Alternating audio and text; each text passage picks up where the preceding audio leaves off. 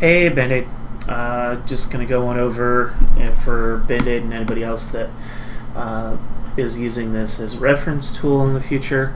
But effectively, I went ahead and I tanked Tom or VOS on my fighter for Band-Aid to go over some of the mechanics as he's learning to sort of expand into playing the fighter class. So here we go in terms of just me breaking down sort of the things that I do right and some of the things that just the party in general is doing right. So let's do this. Alright, starting one out, I am running the Frozen Storyteller's Journal. One of the nice things about this in this fight is this allows when the mobs spawn in the middle, I can put this on over in the middle of the top of them, and it stops them from doing damage, plus it adds an extra 10% damage to my party. So whoever is responsible for clearing those adds during that point in time, it helps there.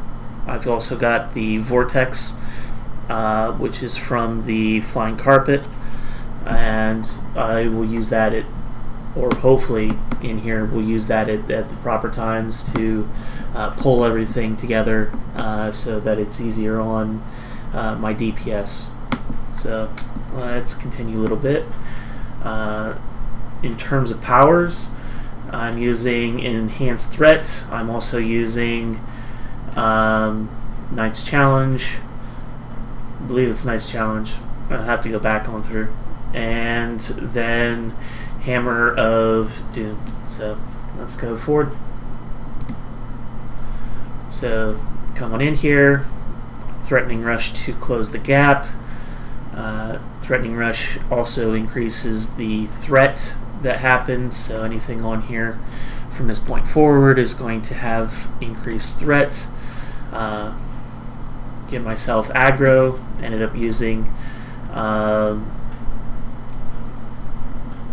shoot. Should have memorized all the powers. I don't play this class every single day. Enforced Threat at that point in time to put myself at the top. Enforced Threat and Anvil of Doom are basically going to put me at the top of the threat list. So what that means is I'm 10% over and above whoever is the top of the threat list for whoever's affected with that ability. So that is what I'm ending up using that for. So get threat should be here that I'm going to move back towards the side. Should have done a little bit earlier to move the AoE there, go towards the middle, use my daily. Most of these are fairly well built DPS, so they really don't need me to do anything in terms of pulling there. We basically had killed most of them. Pull off to the side. I prefer to be on the side during this part of the phase because it's also very helpful to easily move those AoEs when I get hit with those AoEs. He took aggro, and now I'm taking aggro back from him. And so that can happen if you have someone that is high DPS.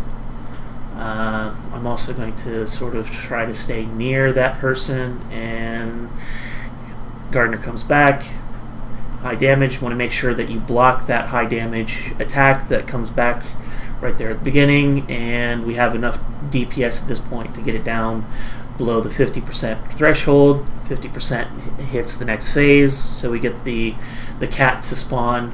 One thing in this phase is that this Gardner, so we're looking at this guy right here, he's going to spawn on the outsides. He's going to do one of two things. He's either going to put spores underneath us in the middle to where we're going to have to move and spread out, or he is going to put a black line attached to one individual who usually is the person that the cat is going to stomp on top of. So the tank has to intercept that.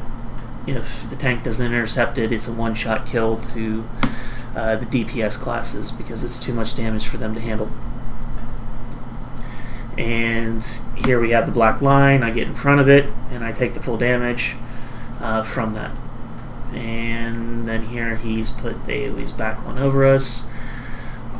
I, at this point in time, don't really try to aggro the anything else. I try to just mainly stay out of the way of the DPS. If I get too much damage or do too much damage, here's the line again, then what ends up happening is the cat will basically attack me and put me underneath him, and there are a lot of DPS that don't realize that at that point in time you need to get away from the tank. So just staying away is a very good way to deal with that. Here, pull the AoE towards the outside edge, use my carpet, pull everything together.